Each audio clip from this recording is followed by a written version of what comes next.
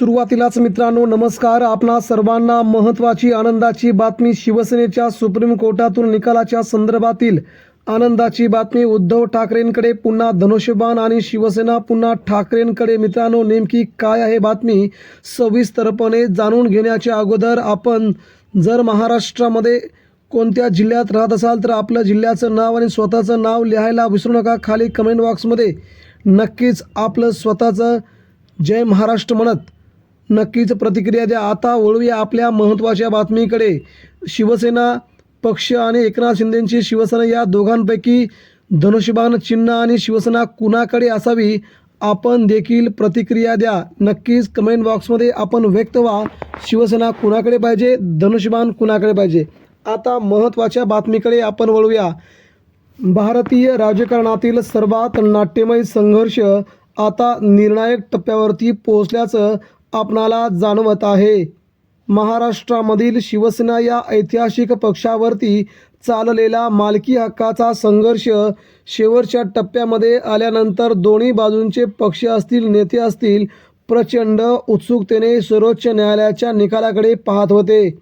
उद्धव ठाकरे विरोधात एकनाथ शिंदे अशी ही लढाई महाराष्ट्राच्या राजकारणातील सगळ्यात मोठी लढाई आपण गेली 3 वर्ष पाहिली. त्यानंतर मात्र सुप्रीम कोर्टामध्ये आता महत्त्वाचा रिझल्ट निकाल येऊ पाहतोय. शिवसेना कुणाची आणि धनुष्यबाण चिन्ह कुणाचे. घडलेल्या घडामोडीनुसार कायदेशीर तज्ज्ञांच्या मते उद्धव ठाकरे यांचा सगळ्यात मोठा विजय. धनुष्यबाण चिन्ह पुन्हा ठाकरेंच्या हाती तर शिंदे सेनेला नवीन चिन्ह, नवीन पक्ष. नेमकी काय आहे बातमी हे देखील आपण सध्या पाहून घेऊया. मित्रांनो याच्या अगोदर शिवसेनेची फूट महत्त्वाची मानली जात होती. उद्धव बाळासाहेब ठाकरे यांना शिवसेना मुख्यमंत्री पदावरून खाली उतरवल्याच्या नंतर 2022मध्ये घडलेली घटना ही सगळ्यात मोठी भूकंप घडवणारी घटना होती. तत्कालीन मुख्यमंत्री उद्धव ठाकरे यांच्या शिवसेनेतील वरिष्ठ नेते एकनाथ शिंदे यांनी सगळ्यात मोठे बंड करत उद्धव ठाकरेंना धोका दिला असल्याचं सध्या आपण पाहिलंय. महाविकास आघाडीचं सरकार कोसळलं आणि पुन्हा शिंदे आणि भाजप सरकार निर्माण झालं. त्यानंतर मित्रांनो ही लढाई गेली थेट सुप्रीम कोर्टामध्ये. मात्र हे वादळ उठणं साहजिकच होतं, कारण की ठाकरेंची शिवसेना ही गेली, पक्षही गेला, चिन्हही गेला आणि त्यानुसार उद्धव ठाकरेंनी थेट सुप्रीम कोर्टामध्ये आपल्याला दाद मागितल्याचं आपण पाहिलं. महाराष्ट्राच्या राजकारणातील शिवसेना ही केवळ एक राजकीय पार्टी नव्हे तर मराठी अस्मिता आणि शिवसेना प्रमुख बाळासाहेब ठाकरे यांच्या विचारसरणीची प्रतीक मानली जाते. त्यामुळे पक्षाच्या अधिकृत ओळखीवरती आणि चिन्हांवरती कोणाचा अधिकार राहणार हा प्रश्न भावनिक, कायदेशीर दृष्ट्या, राजकीय दृष्ट्या 3 स्तरावरती तपासला जाणार होता. त्यामुळे उद्धव ठाकरेंचा विजय या ठिकाणी निश्चित मानला जात होता. 2023मध्ये निवडणूक आयोगाने एकनाथ शिंदे गटाला अधिकृत शिवसेना म्हणून मान्यता देत धनुष्यबाण चिन्ह देखील त्यांच्या ताब्यात दिलं. हा निर्णय उद्धव ठाकरे गटासाठी मोठा धक्का होता. उद्धव ठाकरे यांनी या निर्णयाच्या विरोधात सर्वोच्च न्यायालयामध्ये धाव घेतल्याचं आपण पाहिलंय. आणि आता मात्र ठाकरेंच्या बाजूने निकाल, ठाकरेंच्या शिवसेनेच्या बाजूने निकाल आणि उद्धव ठाकरेंच्या बाजूने सगळेच आता नेते देखील येऊ लागल्याचं आपण पाहतोय. राज्याच्या राजकारणामध्ये समीकरणं तयार होत असतानाच आता मात्र उद्धव ठाकरेंची शिवसेना जिंकणार असणारे समीकरणं सगळी बदलली. कायदेशीर तज्ज्ञांच्या मते उद्धव ठाकरे यांचा खटला अत्यंत मजबूत होता. वरिष्ठ वकील कपिल सिब्बल, अभिषेक मनु सिंघवी आणि देवदत्त कामत यांनी ठाकरे गटाची बाजू जोरदारपणे मांडलेली आहे. त्यांनी स्पष्ट केले की पक्ष केवळ आमदारांचे संघटन नसते तर पक्षाचे मूळ उद्दिष्ट, विचारसरणी आणि नेतृत्वाची परंपरा हाच पक्षाचा थेट मोठा आत्मा असतो. यांच्या जोरावरच पक्ष तयार होतात, पक्ष निर्माण होतात. त्यामुळे बाळासाहेब ठाकरे यांनी स्थापन केलेल्या मूळ शिवसेनेचे संविधान उद्धव ठाकरे यांच्या ताब्यात आहे. संविधानानुसार चालणारा पक्ष हाच त्यांचा खरा पक्ष असतो. त्यामुळे शिवसेना पक्षप्रमुख हा सर्वोच्च निर्णय घेणारा पदाधिकारी असतो. यामुळे या पार्श्वभूमीवरती एकनाथ शिंदेंनी केलेलं बंड हे त्या विरोधात होते. म्हणून असा ठाम विश्वास उद्धव ठाकरेंच्या वकिलांनी सुप्रीम कोर्टामध्ये मांडल्याच्या नंतर इकडे मात्र जल्लोषाचं, आनंदाचं वातावरण सुरुवात झाली होती. शिंदे गटाने न्यायालयात असा दावा केला आहे की पक्षाचे बहुसंख्य आमदार आणि खासदार आमच्याकडे आहेत. त्यामुळे आम्हीच खरी शिवसेना आहोत.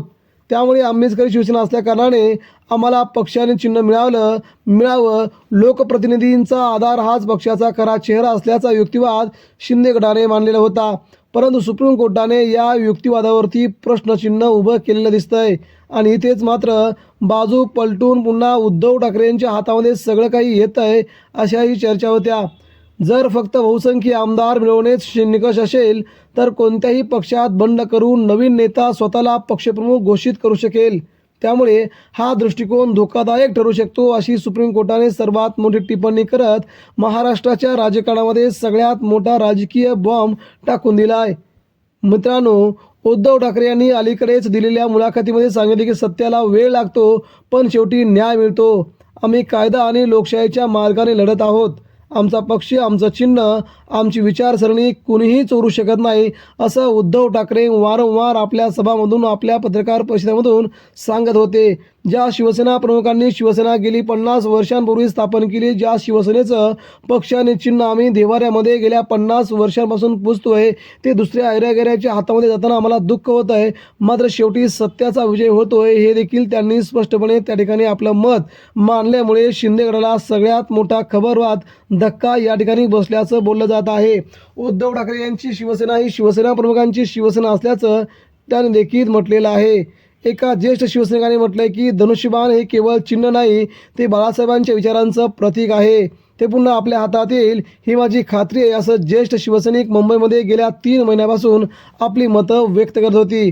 जेव्हा महाराष्ट्राच्या राजकारणामध्ये उद्धव ठाकरेंकडे पक्ष चिन्ह येईल तेव्हा मात्र शिवसेनेचं अधिकृत नाव आणि चिन्ह परत ठाकरेंकडे गेल्यास शिंदे गटाचा राजकीय पाया पूर्णपणे ढासळून जाईल. विधानसभा आणि लोकसभा दोन्ही निवडणुकांमध्ये उद्धव ठाकरे गटाला पुन्हा नवसंजीवनी मिळून ठाकरेंची महाराष्ट्रावरील सत्ता देखील येऊ शकते असं देखील सध्या बोललं जात आहे. शिंदे भाजप सरकारवरती नैतिक दबाव निर्माण होईल. महाविकास आघाडी पुन्हा एकत्र येऊन भाजपच्या विरोधात मजबूत आघाडी तयार करू शकते. त्यामुळे सगळ्या घडामोडी महाराष्ट्राच्या राजकारणामध्ये जर धनुष्यबाण पुन्हा उद्धव ठाकरेंकडे गेला तर ही फक्त कायदेशीर नाही तर भावनिक विजयाचीही घोषणा ठरेल. परंतु आता आपल्याला हा निकाल संपूर्णपणे बघण्यासाठी उद्धव ठाकरेंना 3 तास सुप्रीम कोर्टाने वेळ दिली असून शिंदे गटाला 2 तास वेळ दिली आहे. तेव्हा 21 जानेवारी, 22 जानेवारी, 23 जानेवारी या 3 दिवसांच्या दरम्यान सुप्रीम कोर्टाचा हा निकाल पुन्हा एकदा लागून महाराष्ट्रात खळबळ उडू शकते आणि हा निकाल पुन्हा उद्धव ठाकरे यांच्या बाजूने लागल्याच्या नंतर मात्र मुंबईसह महाराष्ट्रात पुन्हा एकदा दिवाळी, दसरा आणि धूमधडाक्यामध्ये शिवसैनिक नाचू शकतील असाही खूप मोठा खुलासा शिवसेनेच्या नेत्यांनी केला आहे. मित्रांनो, आपल्याला काय वाटतंय? शिवसेना पक्ष आणि चिन्ह पुन्हा उद्धव ठाकरेंच्या ताब्यात येईल का? याबद्दल आपण आपल्याकडे असणाऱ्या प्रतिक्रिया व्यक्त करा. शिवसेना तर ठाकरेंची, चिन्ह देखील ठाकरेंचं असणार का? याबद्दल आपल्या मनातील प्रतिक्रिया आमच्यापर्यंत पोचवा. भेटूया पुन्हा नवीन अपडेट्स. तोपर्यंत आपणा सर्वांना धन्यवाद. जय हिंद, जय महाराष्ट्र.